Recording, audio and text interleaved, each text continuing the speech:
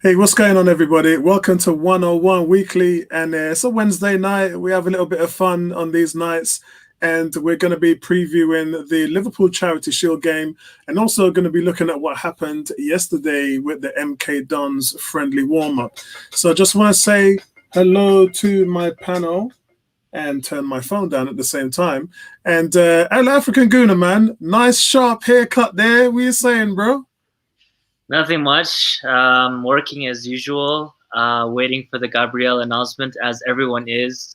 That's kind of draining the life out of me, to be honest. We saw Chelsea obviously announce Chilwell, which, I mean, we'll talk about that a little bit, touch on Chelsea, because I think we kind of have to, considering the news coming out of the incomings that are coming out there. But yeah, no, things are good on my end. Glad to be back. Yeah, I mean, it was a good, decent game yesterday, Ebony. How have you been so far? Yeah, I've been all right. Had a couple of days off, so I'm back at work tomorrow afternoon. Had a PT session this morning. I was supposed to go on a protest today, but then an accident happened with my washing machine. Apart from that, it's been all right. It's been good. It's been good. It's been a nice, quiet, relaxing day otherwise. Excellent, excellent. And Neomis, man, how have you been, bro? I've been good. Today's been a long one for me. First day back at work for the past couple of weeks, so lots and lots to catch up on. Literally, I did a bit of overtime. I'm only finished work at about 7 when normally it should be about 5:30 or so. Damn, overtime on your first day back, bro. No, I had to. The email bills up was just too much. But I'm looking forward to what Arsenal have in store. Obviously, we've heard all the news with Chelsea, but yeah, I still think we're moving on the right path. But yeah, excited to see what's going to happen over the next few weeks. Yeah, what's good, man? And what's good? We've got 10 people in the chat with us already. What's going on, David? What's going on, Kuke? What's going on, 18? David's already saying, "What's my thoughts on Smith Rowe?" Well, actually, let's talk about the Wimbledon, the MK Dons. I can't believe I just said Wimbledon. Let's talk about the MK Dons game at the moment. I did talk about it yesterday in my video that I uploaded, and I got to be honest with you, I really like the look of Saliba. I love the way how he was so composed and so calm. The guy looks like a veteran out there. And he's got strides, man. He's got pace to burn. I like his positioning, and the ball playing ability coming out the back is exactly what I wanted to see. Smith Rowe, man. I mean, Monaco's after Smith Rowe. Fulham and Leeds today just put in an inquiry for him.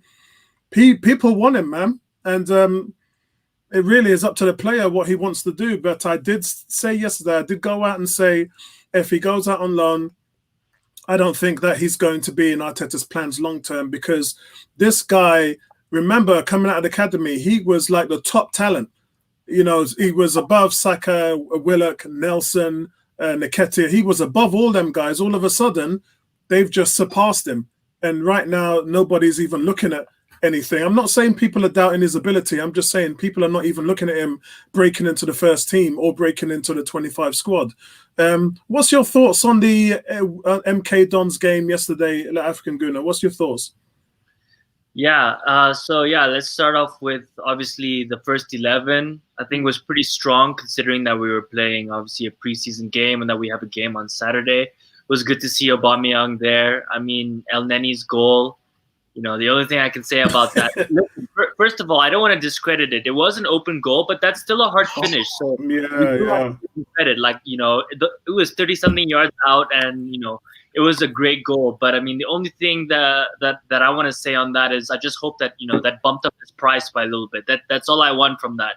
I mean, that does not mean that he should be staying all of a sudden and that he fills in a gap or he should be a squad rotation player. I'm not having any of that. He still needs to get out of this team. In regards to what you were saying about Saliba, the one thing I've been telling you, Apollo, and I've said it on this podcast many, many times, is talent always outshines. You can see how much talent this guy has. The reason that we feel so comfortable, and when we watch him, we're like, holy crap, this guy looks like a veteran, is because he's so talented in his trade, and he has obviously a lot to learn. The only issue I have or concern I have with Saliba is that he holds the ball a little bit too much sometimes. So I've watched some of his videos, and sometimes, he holds onto the ball and then he loses it, and then we can they can counter us and we can be in trouble. So I'm really hoping that Arteta focuses on that and they train him to kind of iron that out of his game. But I mean, just 15, 20 minutes into that game, you're already saying, holy crap, this is the best defender that we have in our entire team. And this is a 19-year-old who's just come in. So very, very exciting. And I think that, maybe a David Luiz, Saliba, and Gabriel back three is going to be what we're going to start with this season. And I think it's going to be really, really exciting for me. And I'm really happy because I think defensively, even if we're not creative enough, I think we're not going to leak the same type of goals we've been leaking in the last 3-4 years, just clumsy goals. So that's exciting. And obviously, I mean, Holding with that own goal, I don't want to comment too much. I think we should get rid of him. And what you think about Emile Smith-Rowe, I mean, we have to keep this kid. I don't want to loan him out. I think he's going to be a starter for us in the Europa and the FA Cup and the League Cup. He might not start in the Premier League, but he'll definitely be on the bench. So I don't see any reason why we should be loaning this kid out. If anything, loan out Willock. I think Willock needs a loan. Yeah. Like 2-3 loans. It's his time now. This is his time to shine. His chance. I totally agree. I mean, I look at, there's a case where the four names I just mentioned, Wilson, Nketiah, Willock, and Saka, any of those four guys could have been loaned out, but they didn't. They weren't loaned out, and Saka and Nketiah had very impressive time in terms of their playing on the pitch for Arsenal. But the other two, I think Nelson and Willock were probably average. But even though they were average, they had some games where they were shining, especially the Portsmouth FA Cup game, which Nelson had 2 assists, and then the Liverpool game, which Willock actually had man of the match. He was awesome in that game. Him and Martinelli was just running the whole show. But it does show that if you stay with the team, they are going to play you. You're going to get some Europa Cup games. You're going to get some League Cup games, some FA Cup games, and you're going to get some development because you're with the team in the system, training, learning the philosophies, understanding what it means to grow with all the veterans playing alongside Aubameyang and all these guys. And I think that that's what Smith-Rowe needs. I've had enough. I'm done with the loans. Forget the loans, man. They're not going to teach him anything. So for me, I would just sort of, I would keep him. I really would. I just had 2 more things that just popped up in my mind that I just wanted to address. The first one is that defender who scored that header. Listen, I'm not even going to lie. I have no clue who that guy is. I don't even know his name right now. I wouldn't be able to tell you. Oh, McGuinness. But that guy, I mean, I've never seen him in the team, even in preseasons. This is definitely the first time that he's been involved. But his height, he looks like a good, like his profile looks really, really exciting. Actually better than Medley for me. So I kind of want to see how he does in preseason, see him in Carling Cup, League Cup games. He looks potentially exciting, especially since we know in defense we're struggling. And the last thing I want to mention is that Nketiah's goal all started from Saliba's pass.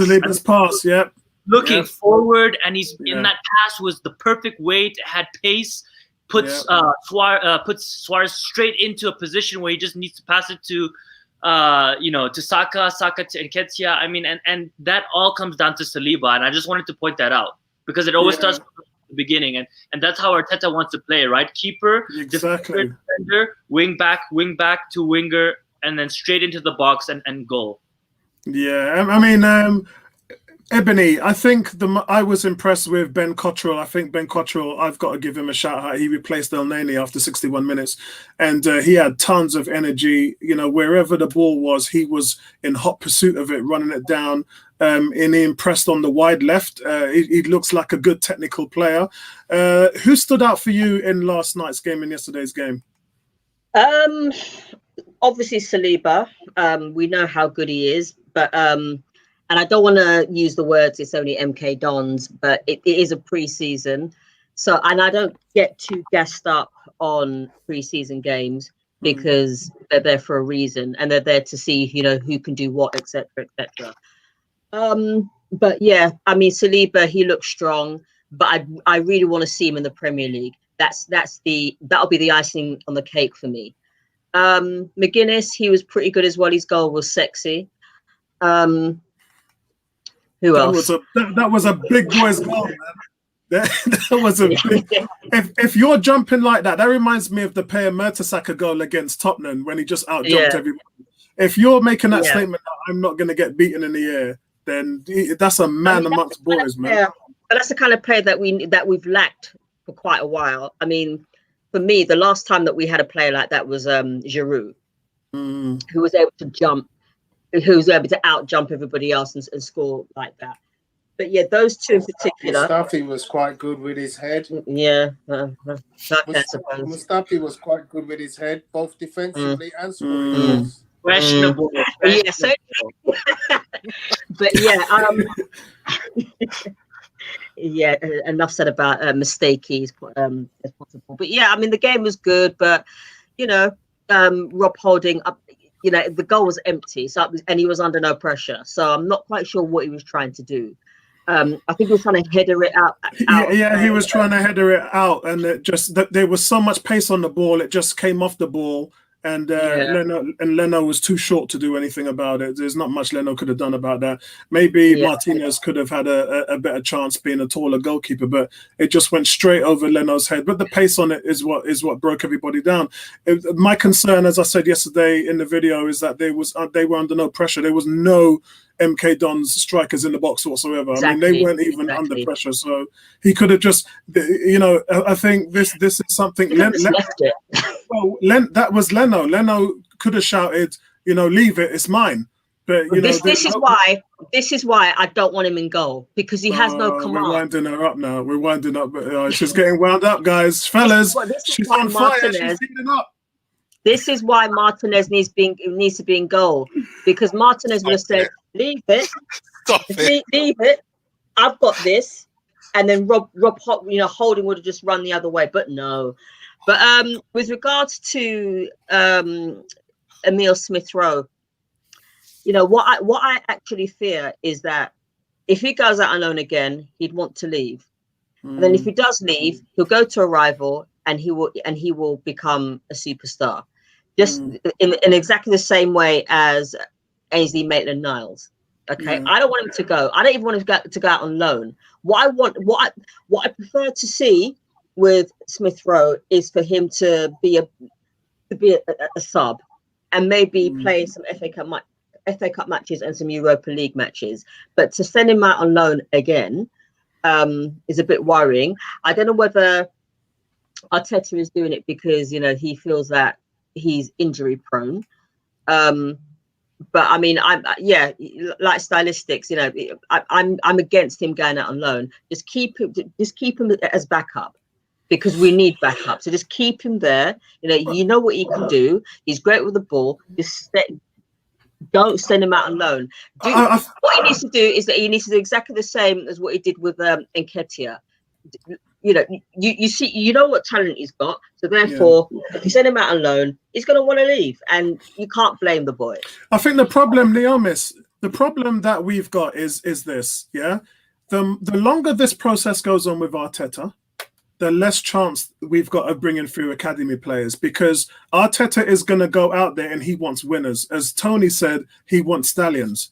Yeah, and what we're doing is we've got some pups. We're bringing some pups up. And the pups need to be shown the way, and they need to be developed. And when you're trying to get into the top four, as you can see with Chelsea's summer transfer, and I don't want to really focus on Chelsea too much because they had 150 million euros from Hazard, which they weren't allowed to spend in a transfer ban. So everyone's making a big thing in TalkSport and Sky News about how much money they're spending, but they had the money sitting in the bank doing nothing. So it's within financial fair play because they got the money for Hazard and didn't spend it. So they can spend up to, including their sponsorship, up to 200 million.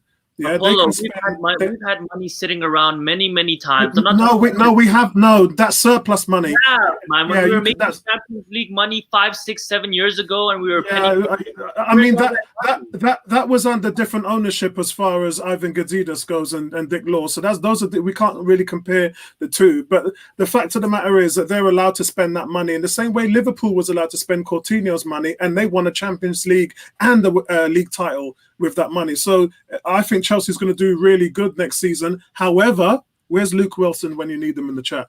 However, they bought everybody except for a defender. So, you know, and They've got defense, good and defenders. defense is where their problem is. So I think, Apollo, they've got three Neomis, what's your thoughts on yesterday's MK Don? Who was your standout player? Well, for me, just because again, I look at it as it's a preseason game.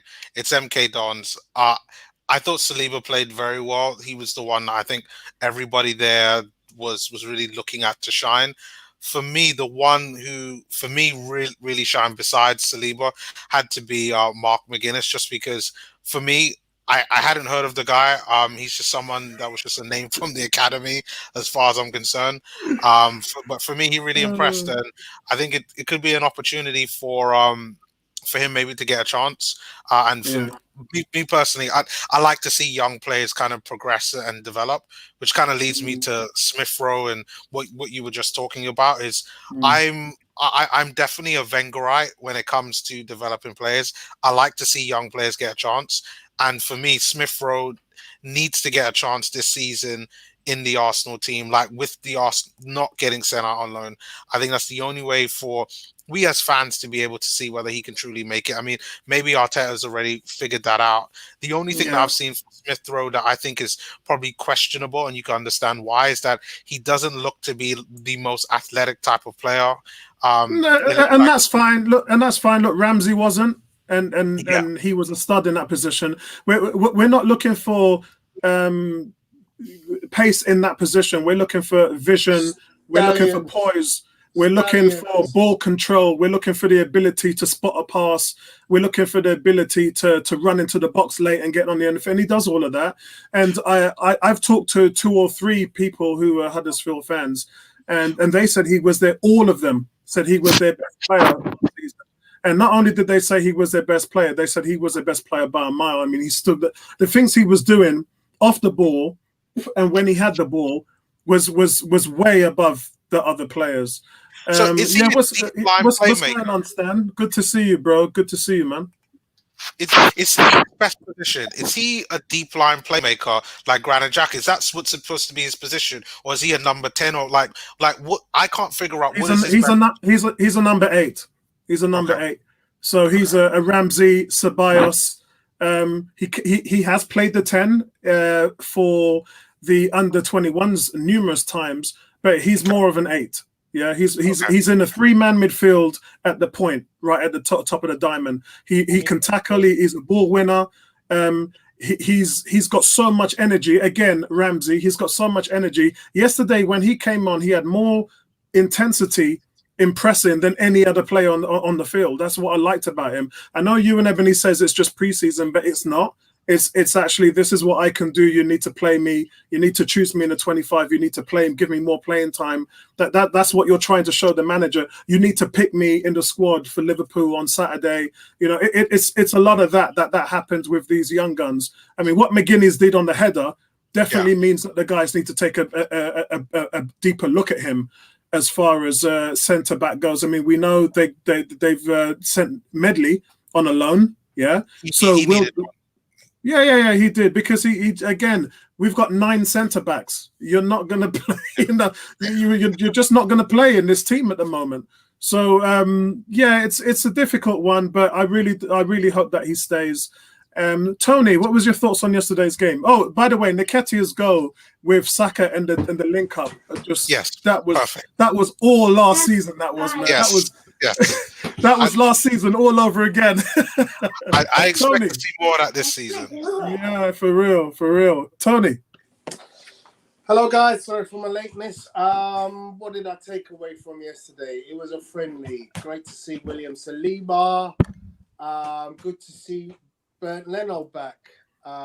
Didn't have a great deal to do, but just his presence. Saka established himself again, that he's going to be a force to be reckoned with. Pace and power. Nketiah, I thought looked superb. I thought he just ran beautifully between, the lines, and was good at hold-up play yesterday. It is a lower quality of opposition, but he did the job well. I want to tell you about another guy, Tony, John Jules. His work rate was exceptional. Quick feet to spin into spaces, hard working, really. And we know he's a good player. You know what? I want to talk about the first half. Can you hear me? Yeah, I can hear you. Your screen's just gone. My iPad suddenly decided he wanted a password. I want to talk about the first half and then the second half because I kind of saw the huge difference between the first team and what is the under-23 team. The first team players, some of them just were going through motions. Tierney is just all effort all the time. You know, he's our captain in making. Aubameyang seemed to be just going through the paces of doing a few runs here and there. He had one shot on target, which was half decent. No, it wasn't half decent. If you saw the chat, and I actually sent it to you guys in the forum, I said he tried to do a Dennis Bergkamp where he flicks the ball sideways behind the defender and he goes the other way. If he pulled that off, bro, I would have went nuts. If he'd have finished it, it would have been. Yeah. But, I just kind of go across the park. Nobody was really doing anything that made me go, wow, Stallions. And, we've been having this conversation about replacing our donkeys with Stallions. Some horses came in to play yesterday. Couple of donkeys, Mohamed El Neni, the first goal, bam, you're thinking, my gosh, that is quality. He matched Xhaka's total for the whole of last season. Right, and then, but the thing was, every touch thereafter was sideways and backwards, and I can't stand the guy for that because the guy has no ability to see a through ball, to see a forward pass. It drives me up the wall. So the sooner we get rid of that guy, for me, the better, because he's just no good for our team. Xhaka, fastest donkey, as I keep saying. He didn't show me anything that was like, great. He didn't show that he was better than anybody else on the park. And it just showed to me that, he needs to have a Ceballos next to him. So please, God, make Ceballos come back. Oh, did you hear? I got a text from Colin today at the training center, and he did say that Real Madrid had a meeting with Ceballos yesterday, and Ceballos has told them that he wants to come back to Arsenal because there's two clubs I think have come in for him. I believe one is AC Milan, and the other one is obviously what is Betis. It? Yeah, Real Betis. But he's actually made his decision up that he wants to come back to Arsenal. So if that happens in the next 48 hours, then that would be great for him and Arteta as well. I think he feels like he's growing more under Arteta, so that's a good thing. I mean, Ceballos and Partey, please God, let that happen, would just be a redonkulous midfield and would be the difference between us being, Europa participants and Champions League participants next season. Yeah, because essentially what they'll do is they'll sit him more because you'll have Willian in the point. So they'll sit him more and not make him so much of a box-to-box midfielder. They'll have him play the base a little bit more, which he's really good at. When I saw him at the point last season, he's not as productive as I would like him to be. I was at 2 goals, 2 assists, and I compared him to Ramsey. Ramsey was making those late runs in the box. The one time he did make the late run in the box, we won the game at Sheffield United, remember? Yeah. He doesn't do enough of that. So, I mean, if it means that Willian takes that spot and does more with the ball to help the forwards, and then he can sit back and relax as a holding midfielder and protect the back four, which is what we want, then that's what I would like Ceballos to do. But, going back to yesterday's game, Maitland-Niles, I hope we can keep him. But if he's the make I think that's gone. If he's the make weight for the party deal, I ain't complaining. I really I think that's gone because again, most of the loans comes from the player's request, and he's the one that requested the loan. So I think they put in a 15 million bid, which was rejected by Arsenal today. So Arsenal want that 20 million, or he's staying. It's as simple as that. So they are going to have to cough up the money. Talk to me about Cedric Soares. He's impressive interplay with Saka and hard running down the right. Not doing it for me, brother. Really liked me. I liked what he saw. I think he's going to be in that 3-4-3. I think he's going to be the guy this season, and that's why he was brought in. I'm really not overly impressed by what he did yesterday. I think it's got to be better performances than that in that shirt. Good work rate. I like the work rate, but I really feel that there was some quality missing in attack, where you look at someone like Bellerin, far more effective attacking wise. That's my thing. Second half team, I was really disappointed with some, to be honest. Reece Nelson for me just looked like a fish out of water. I don't know what he was trying to do a lot of the time. And I know he got an assist. Did he get a goal as well? Yeah, he scored the penalty. Yeah. But that apart, no, he's one to go. He's really not good. He's not doing it for me. I mean, it was interesting to see Steve Round, the coach, working with Emil Smith-Rowe at the very end of the game. I don't know if anyone noticed that. Yeah, I saw that. Smith-Rowe was individually being coached by Steve Round at the end of the game for quite a considerable amount of time. I really hope they keep. Which kind of says to me, like, we're paying attention to this guy. This is the guy we want to see ascend at this particular time. Yeah. But I don't know what Joe Willock was doing yesterday. I really wasn't seeing anything of any quality from him. And the rest are just, under 21 players for me. They're just, young lads who did all right. The geezer who scored the goal, fine. But he's not gonna be in any way ready to start blooding next season above any of our 9 defenders. I think the official count is 10 now, if you count Gabriel. But yeah, it was nice to see those guys, which is why we go to reserve games, because we want to see what's coming through, how it develops. But I'll be doing quite a few of those this season. If Sue and Mandy, if you're listening to this, please sort your tickets out for me. I wouldn't mind some Arsenal ladies tickets as well down the girls at Bournemouth Football Club. If you're listening, definitely sort some tickets out, and I can take Ebony and Michelle down there with me as well to watch the Arsenal ladies. But yeah, I'll be definitely going to see the under 21 lads this season, and it's silly. I'm 400 meters away from the stadium where I am in Elstree, and it's silly. I really should be making more trips there. I haven't gone there enough, if I'm honest, and I definitely will do that this coming up season. Just a quick one, Apollo. I don't know if you've got any word on Fowler Balogun, because obviously at the end of last season was a lot of talk of him leaving. Yeah, he wants to go. They offered him a contract last season.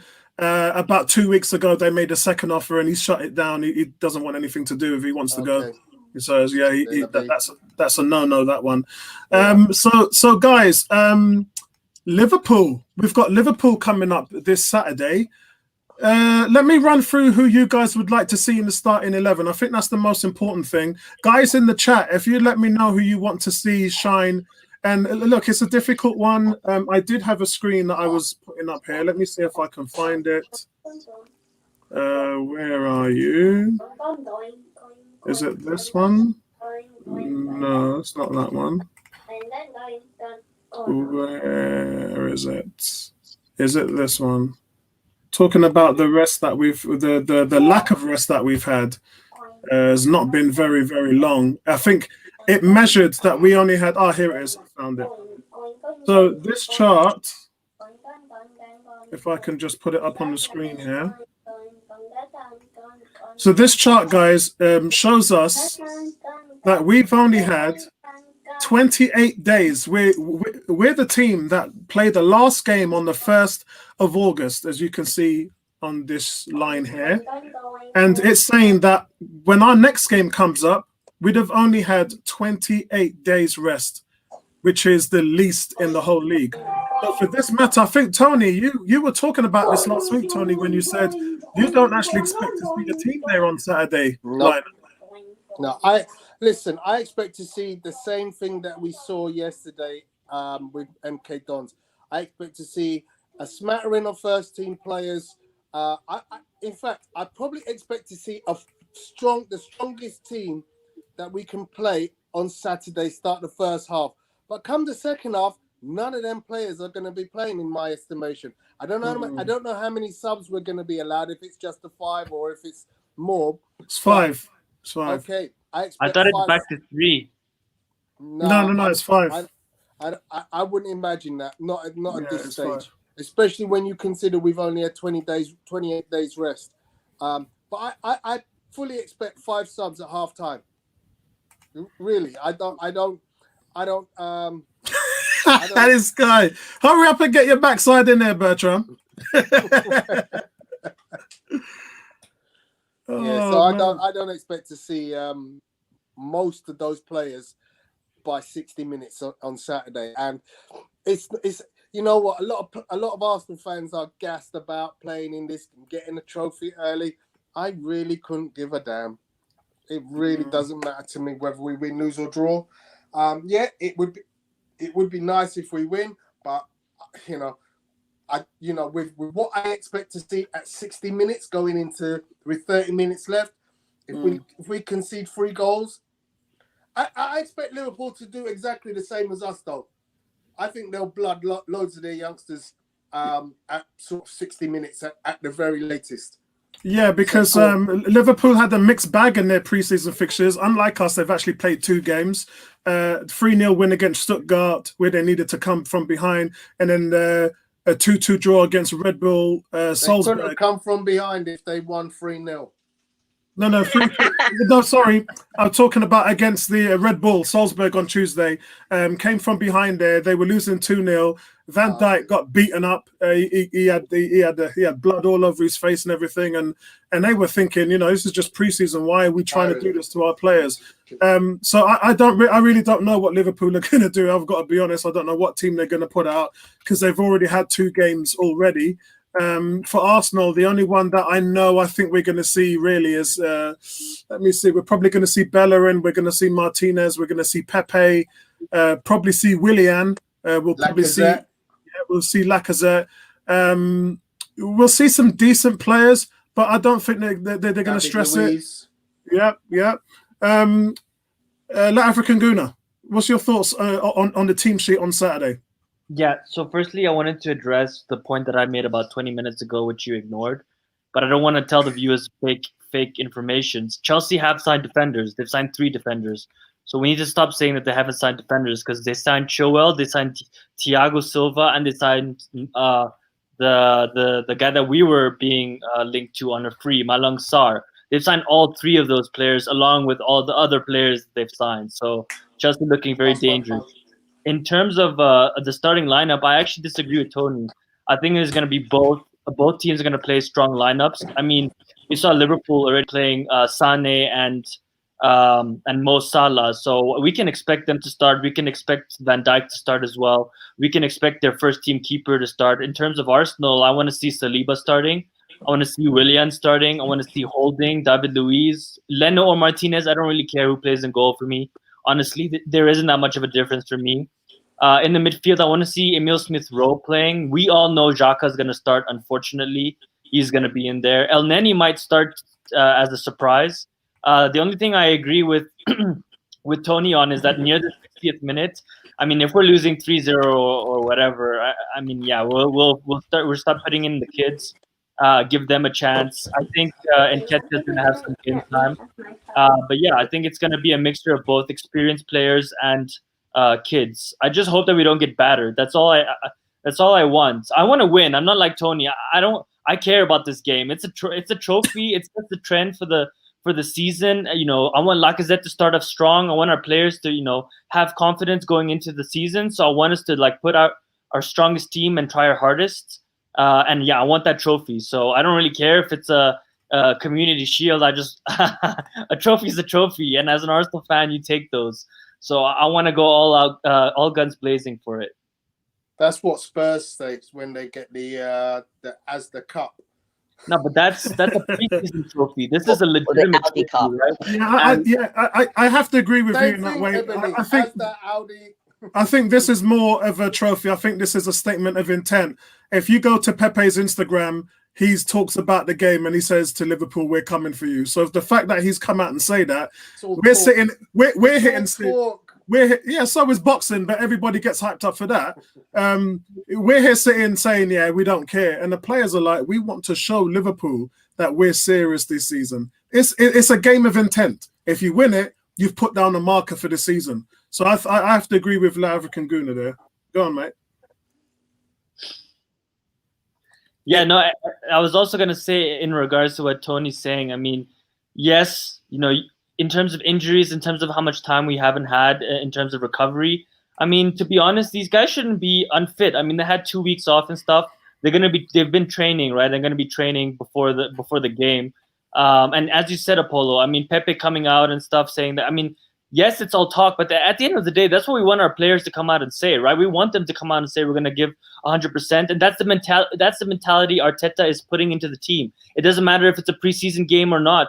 I mean, you give 110% for every game, and that's what Kieran Tierney does. And my boy is going to have a solid performance again. I'm sure of it. I'm excited to see him play again. Yeah, and as for Balogun, no, he didn't play yesterday. He hasn't actually done much training with the team. I was talking to James a couple of days ago, and he had mentioned him, and he's just saying, what a shame that this guy's not staying at Arsenal. He's done, mate.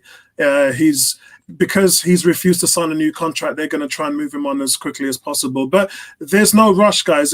We talked about Mustafi as well. Mustafi's currently injured, but he will be back, and the market doesn't close until the 5th of October. So that's in what? 6 months. Yes, it's in six. It's more than 7 weeks. So we've got plenty of time to get rid of the dead wood. The problem is trying to find the dead wood. I think for me, I talked about, I was going to do a video today, but I knew we were doing the show today, so I thought I'd wait till there. Our problem is the type of players that teams are going to want to buy from us is the likes of Smith Rowe, Maitland-Niles. They don't want Klasnich. They don't want Mustafi. They don't want Soccer. They don't want these guys who are over the hill, no resale value, mistake prone, have no ceiling to go. You can't grow a player who's already past his prime or in his prime. Hard to call those players in their prime when they're so bad. But the thing is, if you take someone like Maitland-Niles, you buy him for 20 million, 22 years old, is a stud. In the next 2 or 3 years, when he's 25, he's worth 40, 50 million. That's the type of thing that impedes a team like Wolves. Wolves would look at him to say, yes, this guy has got a great ethic. He's got great, he's got great skill set. He's versatile. He can play different positions. And not just that, but for us, what we need to understand is, and I'm going to single out a few teams, Sheffield United, Wolves, Leicester City, Burnley, these teams, Everton, these teams understand that this season is condensed. So the games are going to be coming thicker and faster. 5 substitutes will be used. You need a better squad. You need, forget Tottenham and Man City, Man United, Arsenal, Chelsea. Forget all those, because those teams have got deep squads. I'm talking about the teams I just mentioned. They don't have deep squads.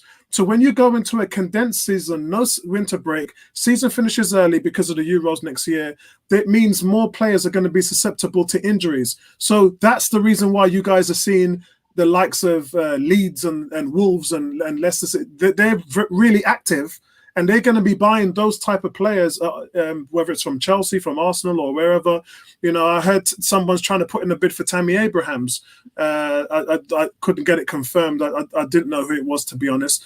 But that's the type of players teams want to take off your hand. They don't want to take your deadwood. They got no interest in players. Socrates, 70 grand a week. Mustafi, 90 grand a week. Klasnich, 100 grand a week. They got no interest in those players at all. So unfortunately, it looks like from where I'm standing that we're going to be stuck with quite a few of those players going into the next season. Apollo, are you happy with 20 million? Are we happy with 20 million? For me, I mean, that's ridiculous. He's a British player. That's like 5 million, like on top of the fee. That's an extra 5 million. Yeah, he's take the 20. He's 25. Yeah, 20. I'm happy. I'm happy with it because it makes us move on to Thomas Partey. I can live with that. Also, what you have to understand is that he's worth 25 million. That's what Kieran Tierney was worth last summer, and we bought him. That's what William Saliba was worth, and we bought him. That's what Gabriel was worth, and we bought him. So I hear some people in the fan base today talking about he's worth 40 million. He ain't worth no 40 million. He's not even a starting 11 player. So yeah, 20 million, I'll take it, and then let's go and get Thomas Partey. That's where I am on that. Ebony, who would you like to see starting against Liverpool this weekend? All right. Well, the goalkeeping situation, I don't need to go into that again. if I see somebody with the initials BL in there, I'll just switch off. I don't want to see Bert Leno in goal. It's as simple as that. Okay. Who do I want to see in the back? I'd love to see Saliba, how he copes with the toughness of Liverpool. Midfield, it would be great if what's his name, Ceballos was able to play, but we don't know what's going to happen there. I know I don't want to see Xhaka. It's as simple as that. I'm sick and tired of mistake-prone players that cost the team goals. Up front, Lacazette's going to be there. Aubameyang's going to be there. Who else is more likely to be there? I don't know if Bellerin is going to be there as well, but I'd like to see him. Maybe he can actually be the player that he was. But I think both teams will come out strong, in my opinion. I can't see either team, weakening their squads to this. And I know a lot of people say, "Oh, well, it's only the Charity Shield." Yes, in one sense, it is only the Charity Shield, but at the same time, it is the curtain raiser for the season. So for that, and taking into consideration it's against Liverpool, I just want us to play a strong team, and that starts from the back, i.e., the goalkeeper, and it starts from and it goes right down into midfield and up the front. I don't want to see any mistake-prone players. It's as simple as that. So, but Liverpool, they're going to have their Van Dijks, going to have their TAAs, they're going to have the other guy who plays on the opposite side of him. They're going to have a strong team. I don't see why we can't have a strong team either, or the strongest team on top. Hey, what's going on, Vincey? Good to see you in the chat. Good to see Alex in the chat as well. Alex, guys, if you're not subscribed to him, please subscribe to his channel. Alex, your channel is blowing up right now, bro. Nice to see you all nice and active. And guys, yes, Alex is saying hit that like button, hit that button. If you're not subscribed to the channel, please subscribe now. But we've got over 400 subscribers this month, so here's a lot of new people that's coming in to see these shows, man. So welcome to all of you guys. If you're first timers, please put your comments in the comment section below so we can talk about what's on your mind. I'm going to just get some few words before we go to Neomis on Bertrand. Bertrand, we were talking about the game yesterday. And then after you get your say on what you thought about yesterday's highs and lows, and then I'll go back to Neomis on the Liverpool setup and who he would like to see there. So I don't think I can have too many comments on the first practice game of the season. I think it'd be unfair to the players if you take too much out of the game. I'm not sure Arteta was sending any message. I'm not sure we can pinpoint anyone who was sort of exceptional in a sense. I think what's important is people just get some game time, get some fitness in, because you don't have a lot of time between the break, international break, and coming back to start the season. So I heard a discussion around the Charity Shield. I'm normally in Tony's camp as it relates to it doesn't matter. I'm going to play my worst team, but the problem is, in that window you have between the international break and this game, you don't have a lot of time, as you normally would have in a normal year, to get everything in place before the first game of the season. And what you can afford to do this year, as Liverpool has shown last year, is not start off on fire, because between Chelsea and Liverpool and Man U and City, they have all reinforced, and they were the top 4 last year, and they're still going to do even more reinforcement. You have to keep pace early, or you may be left behind. I don't think Liverpool will run away with the season as they did last year, but you have to start early, and we have to beat teams like Fulham early, because you won't have a lot of leeway. The top 4 will get away from you before you know it. Yeah, just before you finish off, just wanted to say, newsflash everybody, Celtic a crash out of the qualifiers again in the Champions League to a team that I can't even pronounce the word. I know you can't make this stuff up, can you, Tony? It's just absolutely unbelievable. They just can't play in Europe. It's just unbelievable. I keep thinking, everyone's talking about, let's get back in Champions League. Let's get that steel. Let's get that mustard first, man. Let's get those donuts out the way, and then let's just fire up this team and get it to where Arteta needs it to get in there. So when we are in the Champions League, we can make ourselves accountable. Ebony, did you have you had your say, didn't you? So in Neomis, can I just address something? I don't think Liverpool have bought anybody so far. I know they're linked with Thiago Alcantara, but they've bought nobody. They bought a fullback from the Greek side. They bought one player. Hold on. Yeah, they have youngsters. They have Brewster. Those years are coming through. No one to affect their team. That's what I mean. No, that is true. Actually, and frankly, do you really want to upset that team? You have to be very careful if you're Liverpool. Yeah. You have a well-oiled machine. You bring somebody in, upset the apple cart, and people get frustrated. No, so you have to be very careful. But you're right. Manchester United have bought nobody to affect their team. Yeah, I think Liverpool bought Costas from Olympiacos for about 11.7 million. No, that's what we're talking about. Tony said he doesn't affect the team. He won't start. So. Lovren and Lallana and Morgan Boys is gone. So they've got 3, it's a 25-man roster, and you have to play the numbers. So they're essentially at 23 at the moment. So they've got space to bring people in. Understand something. Liverpool doesn't have, they've gotten Champions League money, but they haven't sold a Suarez, they haven't sold a Coutinho. They don't have that extra money like you see Hazard, that Chelsea has stored up to spend. They don't have a lot of resources. And I'm telling you, their hedge fund managers watch the bottom line. They're not like people from North Africa who just spend money without conscience. They have people they have to account to. So.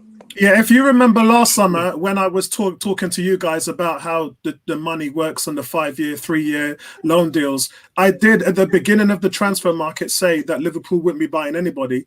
And then 2 days before the market closed, transfer window closed, Jurgen Klopp said, we won't be buying any players. And that is because when you make these purchases in the way that they did, and it's over 3 years, by the second and third year, when the money's owed and it has to come collect, you've got to pay that outstanding balance. You've got to pay that money, and that's why Arsenal notoriously haven't done business that way.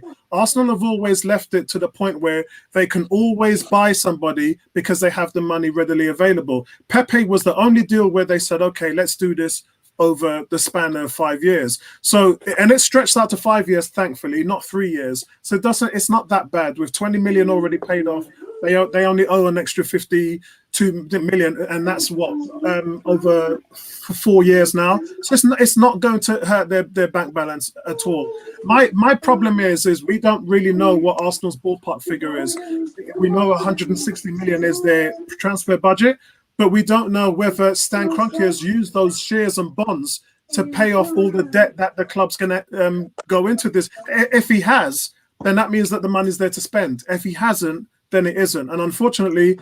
and what the other thing you got to consider is you're still paying off other deals that were started years before. So you've got to pay still part of the Saliba deal. You still got to pay part of the Pepe deal. Yeah. You still got to, that money is not getting counted. You still, we've only spent on Gabriel so far this season and Willian, because let's not forget we have paid money for Willian. Yeah. We still have to pay 20 million for Pepe this season. We still have to pay a further amount for Saliba, and all the other, probably still owe Celtic some money for Tierney. So all these deals that we've done, we still have to count that money in order to say, right, well, we might have spent 10 million on Willian. We still spent already another 15, 20, 25 million on players we've got from previous years. Yeah, because No, I mean, I think the biggest problem is when you do your financial projection, you're projecting certain revenue stream, which is now not going to materialize. So that's why things like people like Liverpool are probably reassessing their whole situation, because that revenue is gone, it's sunk cost, it's not coming back. That money is, and when you look forward going to the future, you're unsure about gate receipts going forward, so it makes it much more challenging. Let's go to Neomis first, because I want us to pick up on this. There's a subject that David Ornstein, the company, I think it was Joey, was working on from The Athletic, and we'll talk about that after we finish with Neomis and you guys. Neomis, what's your thoughts on Saturday? Who would you like to see lining up against Liverpool? Look, Neomis, I'm going to be honest with you. Liverpool are going to want to take this seriously. We beat them. Yeah, last month, and they didn't like it. They want to win that game. The thing is, right, I completely agree with you until you just showed that infographic of the lack of rest that we've gotten. And I think that squad management is going to be so important over this next season. So initially, before that, I would have said we would have gone out there and tried to play our best starting 11. But I think it is probably going to be more like we probably may play about 5 or 6 of our regular starters, and then a mixture of bench players and maybe a few kind of academy players. Unless there's another type of game, a closed doors game that's happening this week that I'm not aware of, I probably don't expect to see William Saliba start. Maybe coming up off the bench to give him some minutes against Liverpool. I expect to see David Luiz in goal. I think it's either Bern Leno or Martinez. I think flip a coin. Probably one will play one half, the other will play the other. I probably even expect to see some surprises as well. So one of the guys that played within the game against MK Dons, what's his name, Talaji Bola. He caught my eye as well. I wouldn't be surprised to see him get a chance, because I think players like him. I know you guys are shaking your heads to say no, but like we've got to decide where these players fit on or not. Are they in or are they out? Are they out? Because you know what, these guys are close. In the words of Kevin Hart, oh no, he wasn't ready. Oh come, no, listen, he wasn't that bad against MK Dons. No, he wasn't bad. He wasn't bad at all. He was playing the ball well in possession. He wasn't bad. He's a left footer, and he looked quite adept at it as well. He's a good talent. I don't know. And you know what? I'm not bringing you lot to Bourne with under 21s, that's for sure. MK Dons. And then you know what? No, but and then on top of that, listen, Kolasinac, that supposedly he's going off on loan back to Schalke. I would not be surprised if they had him as a backup, like a third choice left back. So midfield, I definitely expect to see. He's any back. God. I do expect to see Smith Rowe in that midfield. Who else? I like to see Callum Chambers if he's back. Before you say that, I just want to shout out Joseph. Thank you very much for a super chat there from Joseph saying Xhaka El Nene masterclass today. No. Listen, if you stick that in, hey, you see how Niagara Falls, where the water just flows down and there's nothing stopping it? That's going to be Liverpool running through them too, man. I've got Saturday. Like I always say, my 75-year-old mother. Okay? No one has mentioned Pereira. I really think that he has to be included in this game. How can he be left out? Oh, yeah. Torreira as well. Yeah, I expect Torreira to be in there. I think it's Torreira's going to end up in Italy. I think it's possible he might. There's talk that he wants to go. Yeah, he's got. I can't. I've heard it on numerous accounts that he wants to go. So I don't think he's going to stay. Yeah, it is because I'm really a big fan of his. I'm a massive fan of his. Tony, have you had your thoughts about Liverpool on Saturday? Who would you like to see? So yeah, I mean, as I said a bit earlier, I just want to see. I feel we're just going to play our strongest 11, but by 60 minutes, 5 players will have gone, and there'll be 5 complete youngsters on. As much as I've said it before, I really don't take anything into this game in terms of it being of any value to us as a cup. There's 2 weeks, remember, between the Community Shield and the start of the league. Unlike normally, it's only 1 week. Yeah. So we still have 2 weeks in between. So there's going to be like 3 friendlies. Not really. Between. Not giving the international break. Players, we don't have any players away for the UK team, but players are going to be away. Those are international going to be away. I didn't realize. Yeah, you're right, Bertram. I didn't remember that. None of our English players will be away. Yeah, that's a good thing. That's the only good thing. Yeah. Bertram, what's your thoughts on who you would like to see on against Liverpool on Saturday? I think this is your only test before the first game of the season. And I see Arteta like Guardiola, which is he doesn't like to lose anything, probably even Scrabble. So I can't see him not playing a decent team to compete. It's not in his DNA. I don't think he likes to be beaten. I don't think he wants to set a situation where we get mauled and people start saying same old Arsenal.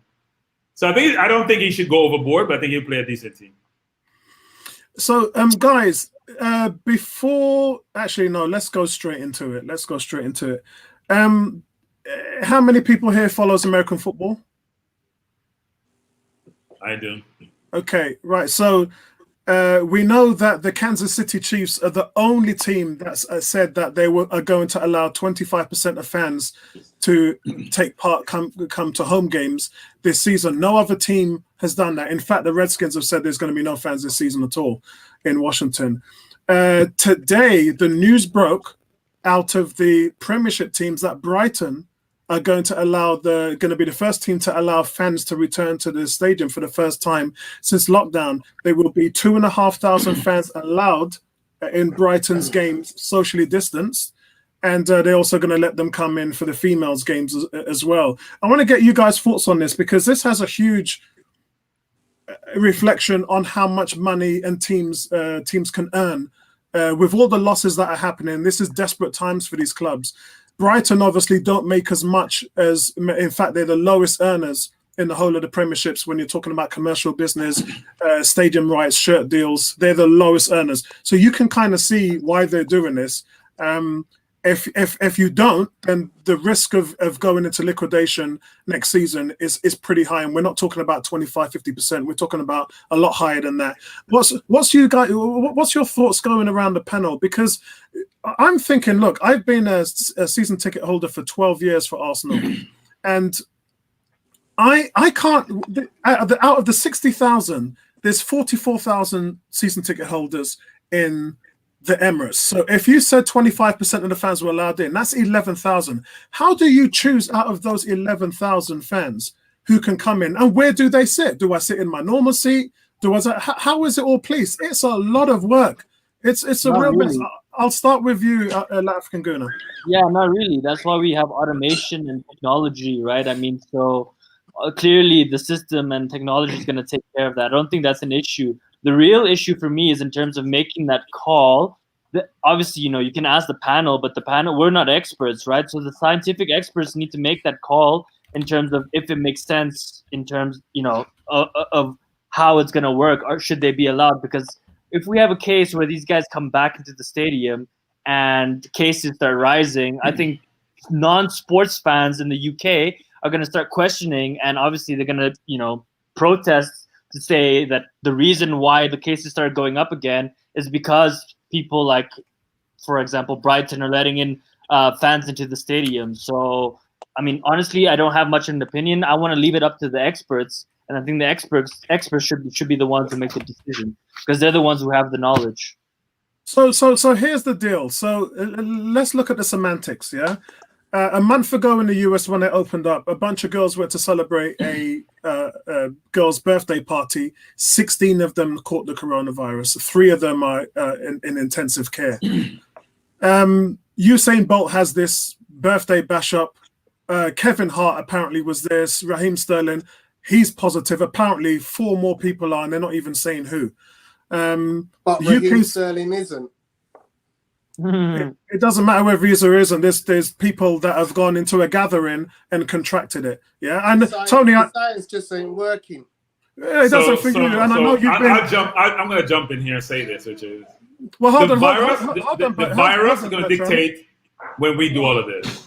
Hold on, Bertram. In the UK, they just started sending some kids to school, and 12 of them are caught. I think it was on the first day. I don't know how they worked that out on the first day because it has a 12-day incubation period. So I don't even know the math around that. But the fact of the matter is, if you're letting 22,000 people or whatever into a stadium, there's more people on the beach in Brighton than at a stadium. Let's be honest. We haven't addressed the issue of there's a million-man march taking place in London in the next couple of weeks. Yeah, there's more people going to Black Lives Matter marches than appear in a football stadium. And nobody's making any comment about restrictions or. I think a lot of people are making comments that they shouldn't be doing it. Yeah, that's turning up. Yeah, they're turning up, and yes, they are, and they're wearing masks, and they're being. Not so much social distancing, but they are wearing masks. But the thing is, they're not social distancing, and we know in a football stadium, you can easily social distance. It's not difficult. We've seen. Listen, if you've got 2,500 fans in a 20,000-seater stadium, there's a lot of space. Yeah, there is, but I just look on smaller levels, Tony. In gatherings, people are. Cinema, Yeah, I get it. I'm going to see 10. You go to the cinema. Yeah. You know the cinema can hold 100 people this weekend, but there's only 20 of you in there. I'm not worried. Well, I'm concerned because, as I said, smaller gatherings. There's been outbreaks in smaller gatherings, so I'm just concerned of the logistics of it all. Guys, what's your thoughts about what Brighton is doing, and where does that leave Arsenal? Do you think that there will be a chance where the fans will be back this season? Can I just say that? Yeah, go on. Well, again, yeah, go on. Yeah, with Brighton, I mean, I guess they need the money because their fanship is not huge. With Arsenal, I'm hearing that they're allowing fans to come back in on the Sheffield United game, which I believe is the 3rd of October. And even then, that's going to be apparently 25%. So that's what. So we've got 60,000. So that's what 15,000. That'll be. No, it works on season tickets, so it will only be 25% of the 44,000. Okay, so then you have the other fans as well that want to go. They can't go. They may have to go maybe next year. Again, Think of all the pubs that are going to be rammed out.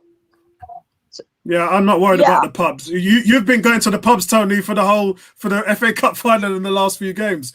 I think that this is and pubs are what they are, isn't it? But for many fans, even ones without season tickets or even red membership, that's about the closest that they're going to get to seeing the game live. So right, I've got to let African Guna get his stay because he needs to leave at the moment. Let African Guna, what's your thoughts on this? Yeah, I gave my thoughts on it. I just want to give my closing remarks just before I leave. Yeah. I've had a lot of disputes this week, maybe about 20, about Xhaka. And today someone mentioned to me that Xhaka is better than Fabregas because he's won more than Arsenal. And all I'm going to say to the Xhaka cocksuckers is that he's trash. And I need to I need to get out of this mode where I get into arguments with these guys because I cannot believe how many people support this guy. He's like a god to some people. It's actually insane to see how clueless some people are. And when this guy said that Xhaka is better than Fabregas, I insta-blocked him. I didn't even respond. I just couldn't handle it. I was losing my shit. So, yeah, I needed to get that off my chest because, it's building up. It's building up and, I can't have these conversations with these Xhaka fans anymore. So I just wanted to make it clear that regardless of even if he scored, in the Champions League, a bicycle kick, I would not change my mind If I saw Granit Xhaka today and I had, a tissue and he signed that tissue, I would blow my nose with it and throw it in the garbage. That's my. I really hope that Arsenal win this weekend. I just don't want to get a 3 or 4-0. We need to be solid. We need to show that we mean business this season. Even if we lose 1-0, we need to put it in a good performance because we need to set the trend that this season we're going to be in it to win it. So I'm looking at this Premier League assist all-time assists. All-time Premier League assists, and Fabregas is number 2 on the all-time list. Some people Apollo, some people. He's ahead of Wayne Rooney, Frank Lampard, Steven Gerrard, and Dennis Bergkamp. I think Xhaka is better in some areas. He's more mobile. He commits more fouls. Oh no! Stop it! No! My brain hurts. He doesn't commit more fouls. Fabregas is going to foul anyone. No. The only assisting that Xhaka does is his penis in a toilet bowl. That's it. Oh man. Where is this program going? Where are we going? Apollo, bring us back. Bring us back, Apollo. Bring us back. Bruno's planning out. Thanks, Apollo. Good guys. No problem. And listen, what are you up to Saturday? I don't know what we're going to do Saturday. Whether we're going to do a live watch along or anything. I'll be done to watch the game. Okay, all right. So I'm hoping it's not a meltdown for us. Okay, so yeah, we'll probably do a live watch along for the Charity Shield. That would be fun. So I'll see you. Listen, nice one, mate. I appreciate your time. See you later. See you later, guys. Excellent. Right, so, Ebony, did you finish your comments on No. She was done. She was done. So crude. Nah, come on, man. Anybody who says that Granit Xhaka is better than Cesc Fabregas, they need a drugs test. They're so deluded. It's just unbelievable. Now back to the question. David, do you think that David, do you think Fabregas isn't as good as Granit Xhaka? Answer me, David, please. No, but I mean, with regards to the capacity, it'll be very interesting to see, what Arsenal do. Yes, I know they're going to have maybe 11,000 season ticket holders, but then there's going to be other season ticket holders like the silver membership, also red membership as well that want to go as well. And like I said, that's for red members. That will probably be next year. I have no idea, but I think it cannot get to that red membership. So here's a problem. So in the US, for example, we keep seeing situations where they open all these schools and kids go to school, and people catch a virus and they close it down. Right? They go remote learning. You don't have the same composition of people that's going to go to these games because these schools are kids, and kids are susceptible to the virus, but they're not dying from it. You're going to have fans at various ranges, and God forbid you have a fan who ever died from this. Think about the reputational risk, the repercussions to that organization if that transpires. Football fan, the disparity between them is different. They're various ages with some more seasoned folks, I'm going to call them. So think about someone to go to an Arsenal game and die because of the virus, and what does Arsenal do? Doesn't work, does it? But to your point, Bertram, can I just say, no organization has been found culpable of any death in any part of the world, to the best of my knowledge. Can you name me one situation where an organization has been culpable for the death of a single individual as a result of COVID-19? So let's think about it this way. In the US, they come up with like sort of laws and rules to protect employers. That's what's been discussed. I'm not sure if Congress has passed all of those, but they do it deliberately to protect like essential workers or protect employers of essential workers. But there's laws are passed for that. You don't have no. I'm not done. I'm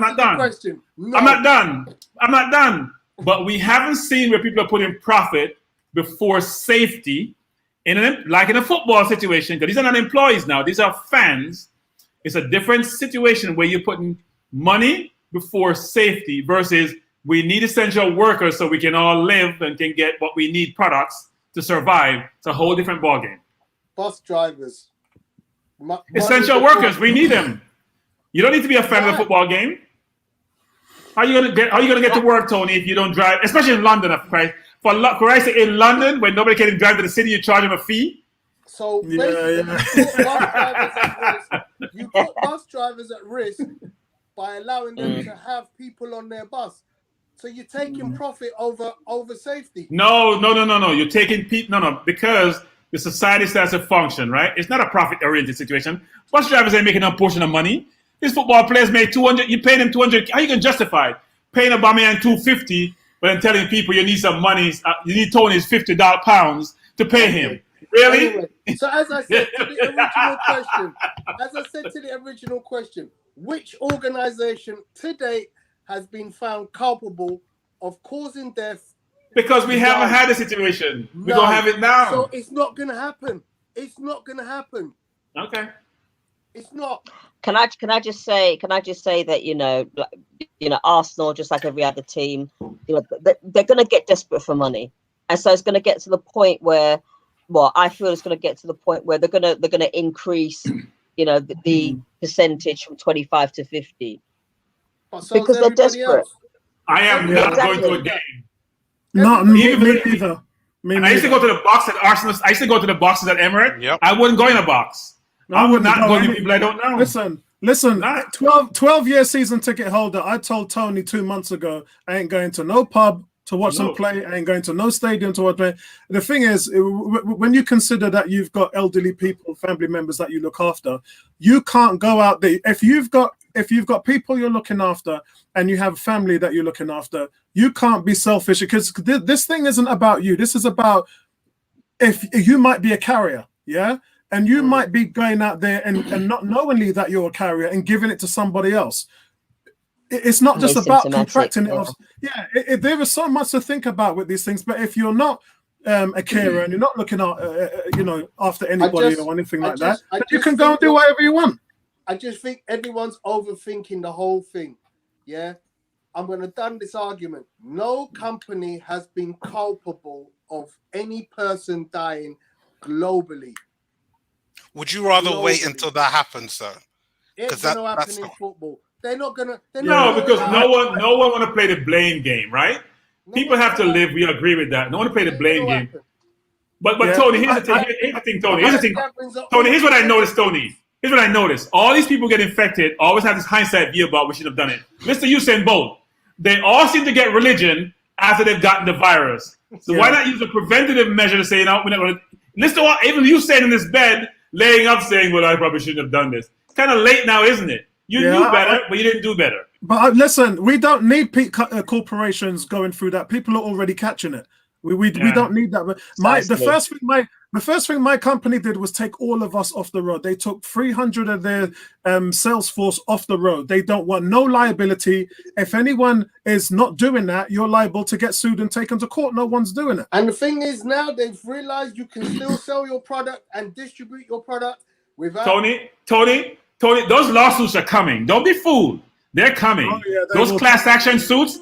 The lawyers just gotta get their act together. They're at home hiding from the virus. They're coming. No. Especially in the States. Bertram, furlough is still in effect. When furlough is done in October, that's when you're going to see it coming.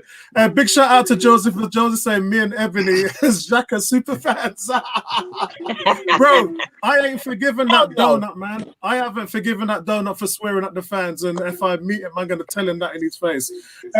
Somebody asked me a question about midfielders. I think it was David Apollo, from your sources, what midfielders. I know we've inquired about Diawara from Roma. Obviously, I know we're stepping up the Thomas Partey issue, and I know what happened with Ceballos yesterday, but I haven't received any other. I know that there's 2 calls that were made, but again, if the agents are not in the circle and are abroad, then I don't really get that kind of information. I have to kind of wait for it. So, but those are the ones that I know that we're definitely after. I think that the phone call was made to find out what's going on with Diawara from Roma last week. And then and again, remember, teams make 19 of these phone calls to 20 every week. It's not a big deal. It's just something teams do. They phone, they inquire, is your player available? If he is, how much? Okay, great, fine. Thanks for letting us know. That's all it is, guys. It's not, we're going to run out and go and buy him. It's just an inquiry. And teams do that to Arsenal a lot as well. That's the reason why some of the agents have chats with Paper, and the Papers get hold of this, and all of a sudden Rob Holding's been linked with these people.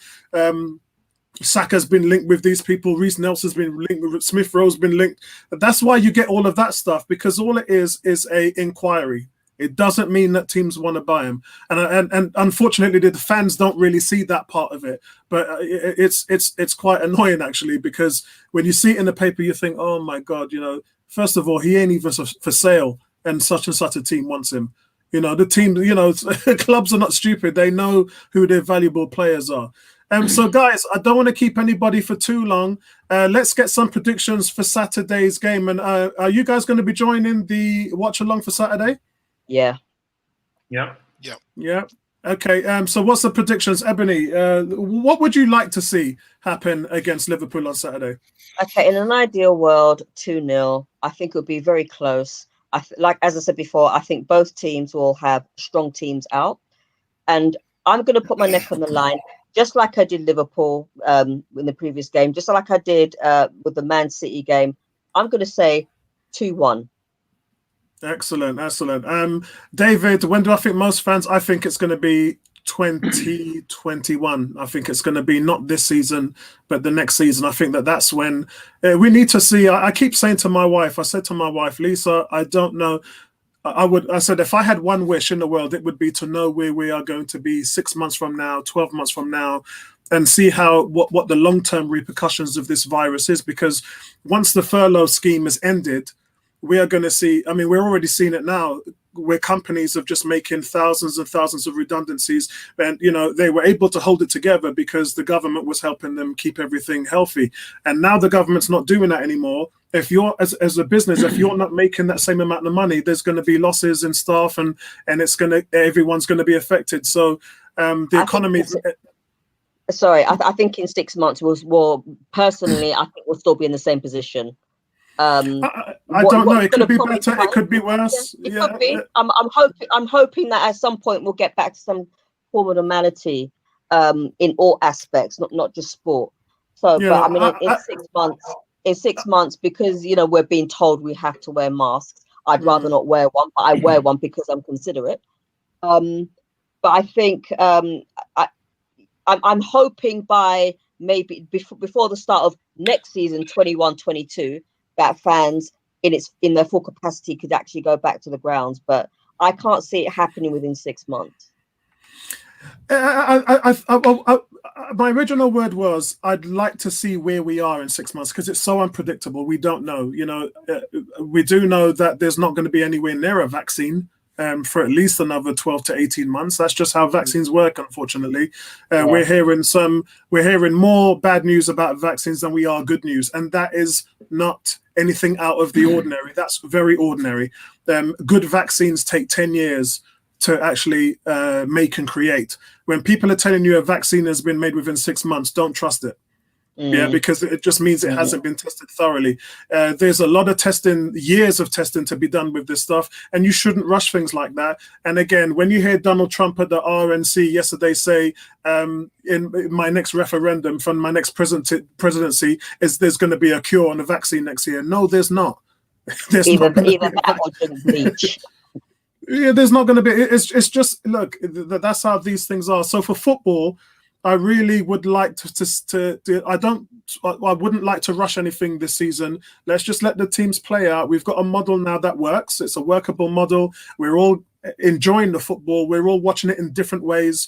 We're some of us are meeting up, some of us are getting together, some of us are doing watch-alongs, Zoom, online, what we're doing now, streaming. All of that is just massively grown. The Arsenal YouTube channels right now, Neomis, myself, Alex, and various ones around the globe are just growing and growing and growing every day, because this is the model that we're used to now. It's very strange, meeting up at pubs used to be the thing. Now we're all talking online and conversing that way. So I don't know how this changes.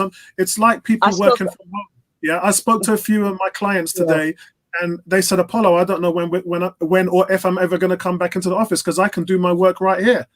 So it's just the new normal. We don't know where it's going to be. But then again, right now people are going to the pubs anyway because they're open, And you know what it was like a few months ago when pubs were closed. People were so gagging so much to go to the pub. Now people are going to the pubs. That's what's going to happen if they can't get to a stadium. That's what's going to happen. I think it's still a minority of these people's going to the pubs, but it's good for the business. Otherwise, the pubs will shut down, Ebony. If they don't go, right. And this is the reason, that they eat out to help out thing. Have you noticed how packed the restaurants are Monday to Wednesday? Yeah, I was just coming into that. We did Miller and Carter Steak last week. We went out to Watford Town Centre today, and it was horrible. No one was wearing masks. No one was practicing social distancing. My wife looked at me and was like, I hope we don't plan to stay around here too long. And we went to 4 restaurants, and all of them were packed out. We couldn't get a seat, so we just went home and got some Chinese. And it's a little bit misleading because of the risk assessment laws. These restaurants are only operating at half their tables because of social distancing. So it looks better than it actually is on paper. They're not making as much. It's not like they're completely packed out. They're only working at 50% of capacity, but it's good for the business. It means that they don't shut down. Yeah, Neomis, what's your prediction for the game on Saturday?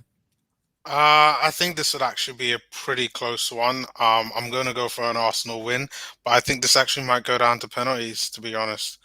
And I think we will. My poor little heart can't take it. I think it'll be 2-2 at full time, but then Arsenal will nick it penalties.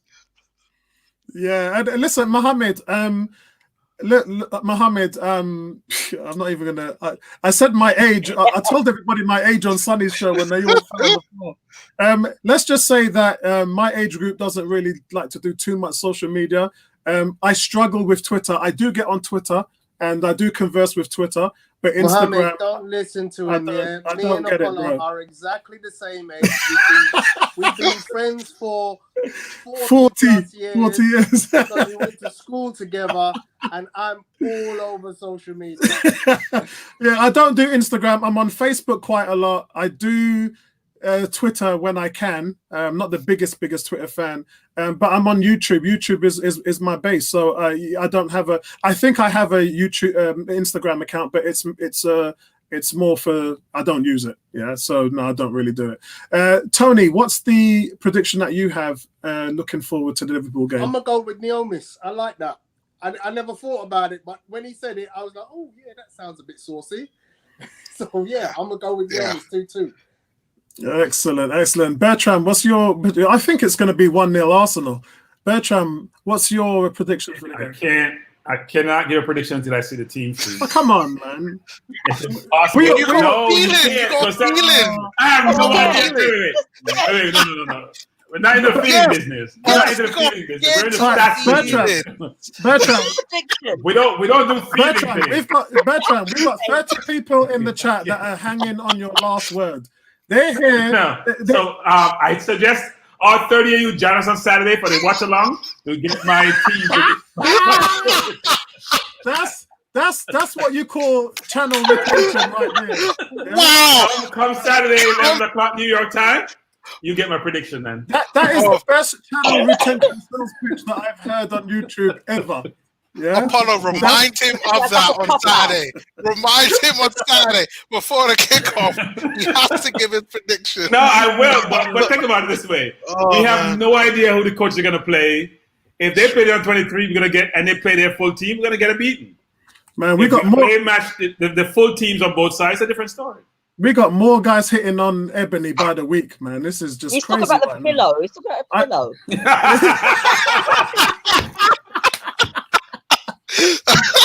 Listen, hey, Ebony, if I can't say anything anyway because he doesn't have a pillow. Okay, that's good. I gotta protect my girls. Yeah. Funny enough, 18's not. Is 18? Yeah, 18 was in here. He's listening. So guys, listen. That's it. I can't wait to get out of this chair because my back's been killing me for the last hour, and I'm gonna go now and take a nice little rest. But guys, we will be doing a live stream on Saturday and covering the whole game. But I'll be continuing to drop the daily news of transfers as I see it. And a couple of the guys are going to do some videos as well to let you know what their thoughts are. I haven't checked my Dropbox yet, so I don't know whether they've uploaded any of the videos yet. But guys, that's it from us. Any closing arguments, guys? We're going to win. Yeah. I am looking forward to. I am looking. Well, I am very focused on the transfer market. And to the last day of the market, I think it's going to be the most interesting transfer period ever, given the lack of resources. And we may see some NBA type trades where we have player exchanges versus cash exchanges. So it'll be really. I think we should play the waiting game because people get desperate later on. Listen, when you get a guy like Lionel Messi on a chopping block, it means a major shift for a lot of teams. Because whichever team's taking him in is releasing about 6 man straight off the bat. We're listening to the entire team. I've seen all the memes. I've heard the memes, yes. It's not going to be Arsenal, guys. guys. For the money anymore. He's not. He's leaving Barca. He don't care about the money anymore. I'm convinced of it. Yeah. I'm convinced he'll take a salary cut to go to another team. What's a cut? What's a cut from 700,000 per year to what? 4? Still a lot of money. Guys, when was the last time on shirt sales alone? That's actually true. Sales alone. That's actually true. Guys, when was the last time he went through a season injury free? Never. He matched up. He finished. No, he's been declining. He's been declining. He's been declining. I agree with that. But then again, somebody said that he's an old 33 years, an old 33-year-old. I don't think we'll get him. But as I said, the team that does get him has got to let loose about 6 man. Yeah. Maybe. So let's imagine if he goes to Paris Saint-Germain, they're letting loose 6 man. Yeah, they are. One of them is a deal that we can catch up on. Yeah, that's true. Think about it.